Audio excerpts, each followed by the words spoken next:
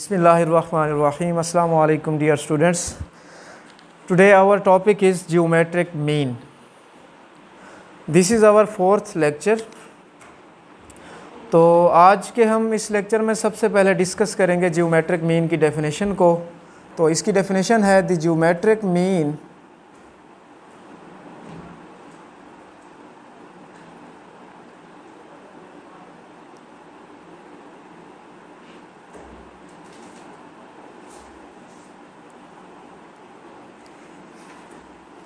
of the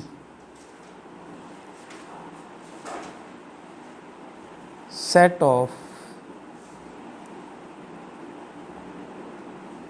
n values, set of n positive values, n positive values x1, x2 up to so on xn, and is defined as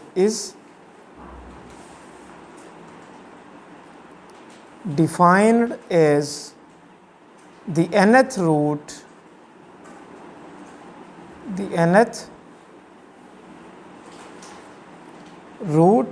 of their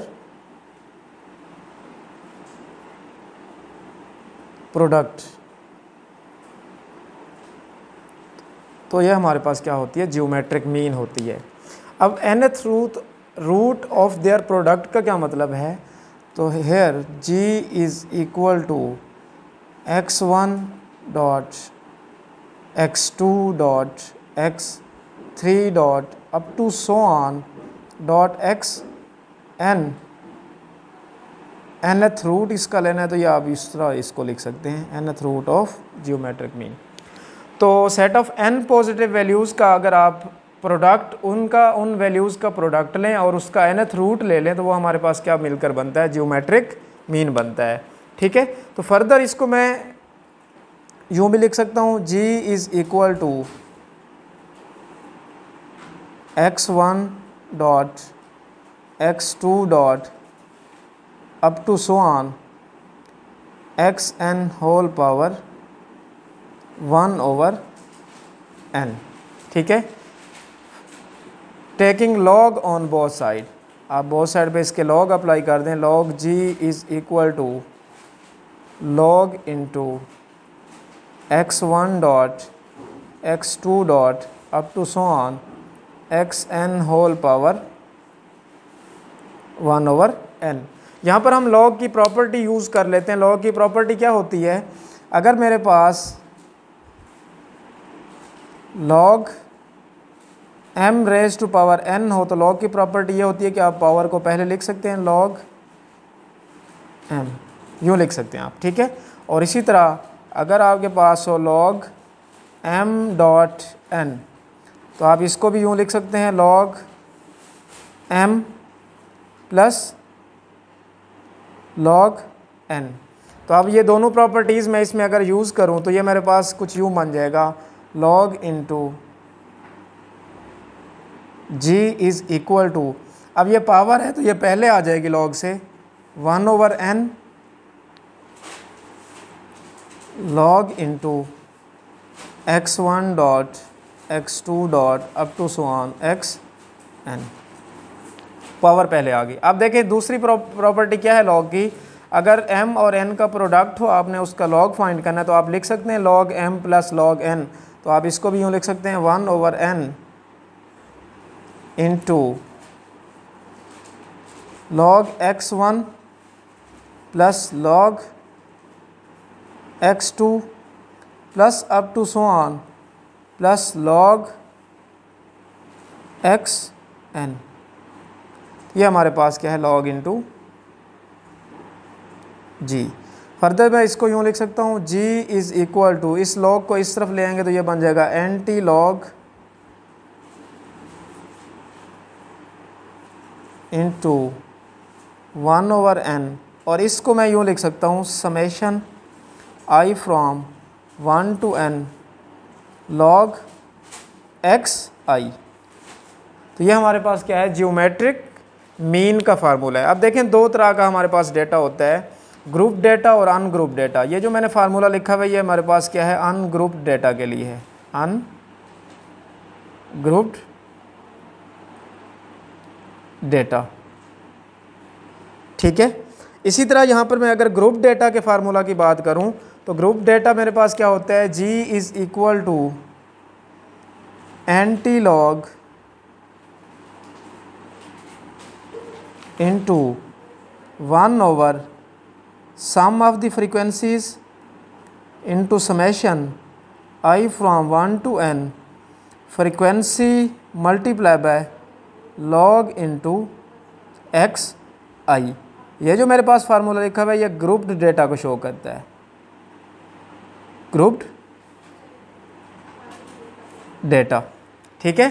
तो ये हमारे पास geometric mean की ungroup data की form में भी formula लिखा हुआ है और ग्रुप डेटा की फॉर्म में भी फार्मूला लिखा हुआ है। तो नेक्स्ट हम इसकी एक एग्जांपल डिस्कस कर लेते हैं कि ग्रुप डेटा के लिए और अनग्रुप डेटा के लिए भी जियोमेट्रिक मीन की अगर हम एग्जांपल को डिस्कस करें तो यहाँ पर वो मैं मेंशन करता हूँ।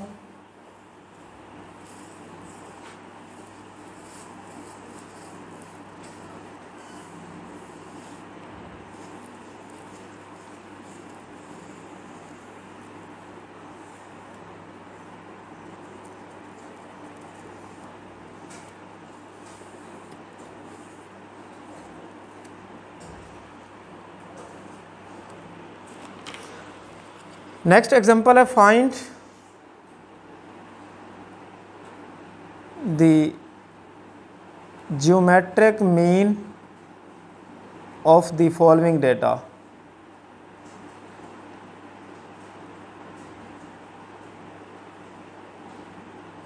डेटा क्या गिवन है आपको, स्टूडेंट्स के मार्क्स गिवन है हमें, तो वो यहाँ पर मैं अगर लिखूँ 43, 42, 32, 37,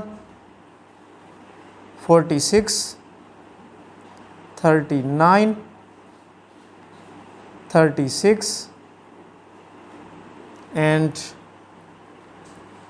41, 48 एंड लास्ट है आपके पास 36। ये हमें डेटा दिया हुआ है, हमने इसका क्या फाइंड करना है, जियोमेट्रिक मीन फाइंड करना है। तो सॉल्यूशन है इसका, हमें गिवन है ये डेटा और इसमें अगर आप देखें ये टोटल डेटा कितने हैं, इसमें number of data points 1 2 3 4 5 6 7 8 and 9। तो यहाँ पे स्मॉल n किसके इक्वल होगा, 9 के इक्वल होगा। तो जियोमेट्रिक मीन का यहाँ पर अगर मैं फार्मूला लिखूँ तो वो अभी हमने पढ़ा, anti log 1/n summation log xi। अब आप सिंपल क्या करें, 1 anti log into 1/n 1/9 into, अब देखें xi वैल्यूज़, ये आपके पास बेसिकली जो गिवन डेटा ये xi वैल्यूज़ हैं। तो सबसे पहली वैल्यू 42 है, तो यहाँ पे मैं इसको लिखूँगा log 42 plus log 32 plus log 37 plus log 46 plus log 39 and plus log into 36 plus log into 41 plus log into 48 plus log into 36। तो ये हमारे पास गिवन वैल्यूज़ का हमने अलग अलग से सबका क्या दे दिया, लॉग अप्लाई कर दिया by the definition of geometric mean. अब जब आप इन तमाम वैल्यूज़ का अलग अलग से लॉग लें और उनका सम अप करने के बाद 9 पर डिवाइड करें तो आपके पास जो g आ जाता है, g is equal to antilog into, अब इन तमाम वैल्यूज़ का लॉग लेने के बाद सम लेने के बाद उसको 9 पर डिवाइड करने के बाद जो आपके पास आंसर आता है वो आपके पास आ जाता है 1.59856, ठीक है। तो ये आपके पास जियोमेट्रिक मीन। अगेन आप इस नंबर का कैलकुलेटर की हेल्प से एंटी लॉग अगर आप लें तो एंटी लॉग आपके पास आता है 39.68। तो ये हमारे पास क्या है, geometric mean of the following data. अब ये आपके पास जो गिवन डेटा था ये अनग्रुप डेटा था, तो अनग्रुप डेटा के लिए हमने इस फार्मूला की हेल्प से इसका जियोमेट्रिक मीन फाइंड कर लिया। नेक्स्ट हम इसी में ग्रुप डेटा लेते हैं, उसकी हेल्प से किसी भी ग्रुप डेटा का जियोमेट्रिक मीन हम कैसे फाइंड करते हैं तो उसको देख लेते हैं यहाँ पर।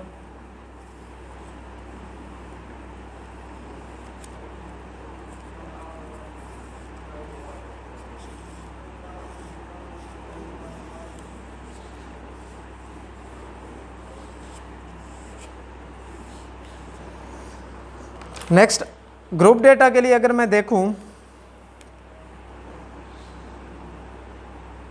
Find the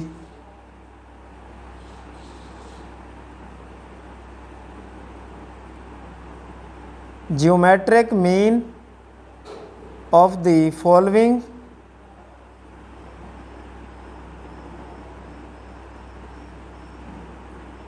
grouped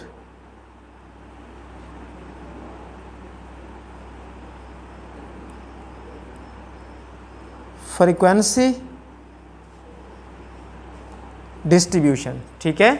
geometric mean आपने फाइंड करना है किसी भी ग्रुप्ड फ्रीक्वेंसी डिस्ट्रीब्यूशन डेटा के लिए, तो उसमें हमें यहाँ पर बेसिकली क्लासेस गिवन है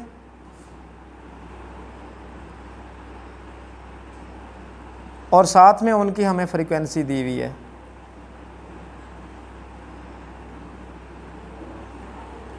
अब क्लासेस हमें क्या गिवन है, ये हम अरिथमेटिक मीन फाइंड करने के लिए भी इस एग्जांपल को सोल्व कर चुके हैं। 65 to 84, 85 to 104, 105 to 124, 125 to 144, 145 to 164, 165 to 184, 185 to 204,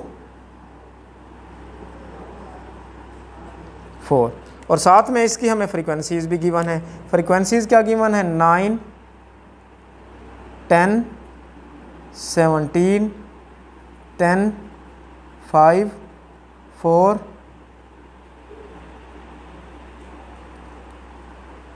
4, 5 and 4, 4, 5 and 4, ये हमें फ्रीक्वेंसीज गिवन है, ठीक है। अब हमने चूंकि जियोमेट्रिक मीन फाइंड करना है, तो जियोमेट्रिक मीन का यहाँ पर अगर मैं फार्मूला लिख दूँ ग्रुप डेटा के लिए,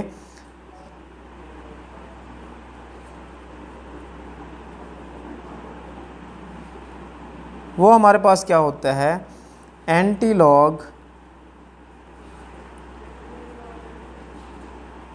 into 1 over sum of the frequencies into sum of frequency multiply by log x i, ठीक है। अब इट मीन्स एक तो आपको इन फ्रीक्वेंसीज़ का सम चाहिए, और ये जो फ्रीक्वेंसीज़ का सम है वो हमारे पास आता है इक्वल टू 60, ठीक है। अब नेक्स्ट हमने कॉलम बनाना है, बेसिकली मुझे ये एक्स आई भी फाइंड करना है सबसे पहले। तो एक्स आई का यहाँ पर अगर मैं कॉलम बना लूँ तो एक्स आई बेसिकली हम क्या करते हैं, कैसे फाइंड करते हैं, ये जो हमें क्लास गिवन है इस क्लास का हम मिड पॉइंट लेते हैं। 65 प्लस 84 डिवाइडेड बाय 2, तो it will become 74.5, and next class का जब आप मिड पॉइंट लेते हैं तो वो आपके पास आ जाता है 94.5। अगेन नेक्स्ट क्लास का अगर आप मिड पॉइंट लें तो वो आपके पास आ जाता है 114.5। नेक्स्ट क्लास का जब आप लेते हैं तो वो आपके पास आ जाता है 134.5, and next 154.5, and next 174.5,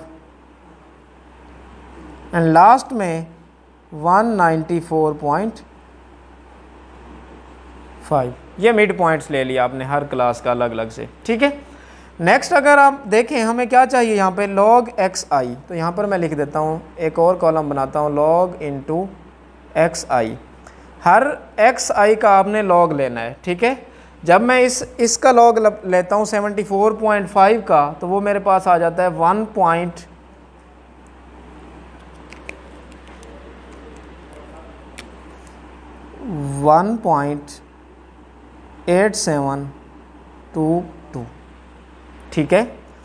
next आप 94.5 का अगर आप मिड पॉइंट लें तो वो आपके पास आ जाता है 1.9754। 94.5 का आपने लॉग लिया तो वो आपके पास आया 1.9754।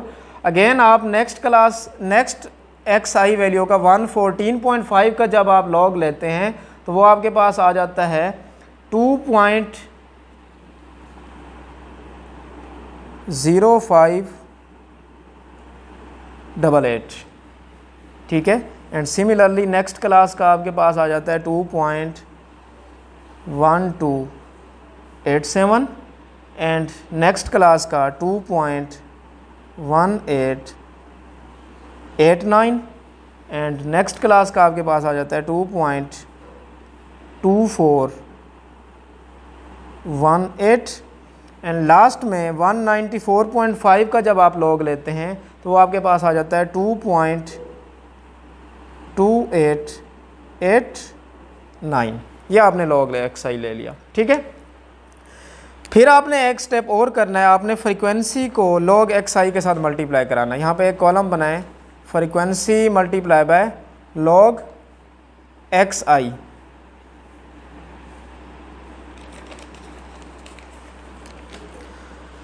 तो frequency multiply by log xi, आप जब 9 को 1.8722 के साथ मल्टीप्लाई करते हैं तो आपके पास आंसर आ जाता है 16.8498,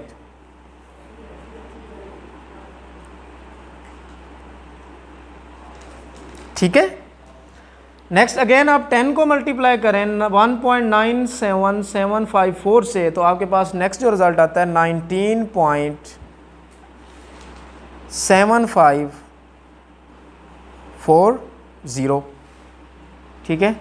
सिमिलरली 17 को आप 2.0588 से मल्टीप्लाई करें तो आपके पास आंसर आ जाता है 34.9996, ठीक है।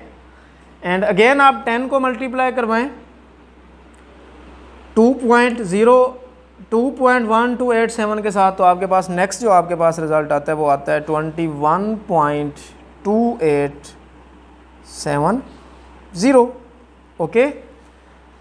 नेक्स्ट आपके पास आ जाता है 10.94 एंड 45 एंड लास्ट में आपके पास जो रिज़ल्ट आ रहा है वो आपके पास आ रहा है 8.9672।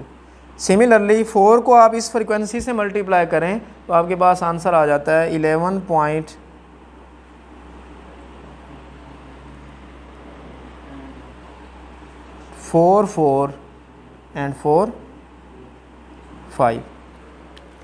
लास्ट स्टेप में हमने क्या करना है, यहाँ पर हमें इस फ्रीक्वेंसी और log xi वैल्यूज़ का सम चाहिए। तो यहाँ पे मैं लिख देता हूँ summation fi multiply by log xi which is equal to, इन तमाम वैल्यूज़ का अगर हम सम करें तो वो मेरे पास बनता है 124.2466, ठीक है। अब आप सिंपल है आपका, आपने इस फार्मूला में वैल्यूज़ पुट कर देनी है विच इज़ इक्वल टू, यहाँ पे हम नेक्स्ट इस पेज पर कर लेते हैं। यहाँ पर g is equal to antilog into अब देखिए मैंने क्या करना है, इसके सम को फ्रीक्वेंसी पर डिवाइड करना है। तो ये मेरे पास सम आया हुआ है 124.2466 divide by sum of the frequencies आपके पास 60 है। तो इसको जब आप सोल्व करते हैं, इसको 60 पर डिवाइड करें और इसका जब आप एंटी लॉग लें तो आपके पास जो आंसर आ जाता है वो 117.7 ग्राम्स आ जाता है। ये हमारे पास रिक्वायर्ड इसका आंसर है। ठीक है, इसमें हमने क्या करना था, ग्रुप्ड फ्रीक्वेंसी डिस्ट्रीब्यूशन में जियोमेट्रिक मीन फाइंड करना था। ठीक है, तो हमें ये क्लासेस गिवन थी और इसकी ये फ्रीक्वेंसीज गिवन थी। अब हमने इन क्लासेस की हेल्प से इसके मिड पॉइंट्स निकाल लिए। ये मिड पॉइंट्स निकालने के बाद इन तमाम मिड पॉइंट्स का अलग अलग से आपने लॉग ले लिया। नेक्स्ट स्टेप में आपको चूँकि फ्रीक्वेंसी के साथ लॉग को मल्टीप्लाई करना था तो आपने लॉग एक्स आई और फ्रीक्वेंसी को आपस में क्या कर दिया, मल्टीप्लाई कर दिया। ठीक है, तो इस तरह इन तमाम टर्म्स को मल्टीप्लाई करने के बाद आपने इसका सम अप किया। आपने सम अप करने के बाद इसको आपने इस फार्मूला में पुट किया तो आपके पास क्या आ गया, इसका आंसर आ गया। ठीक है, तो इंशाल्लाह नेक्स्ट लेक्चर में हम हार्मोनिक मीन को डिस्कस करेंगे।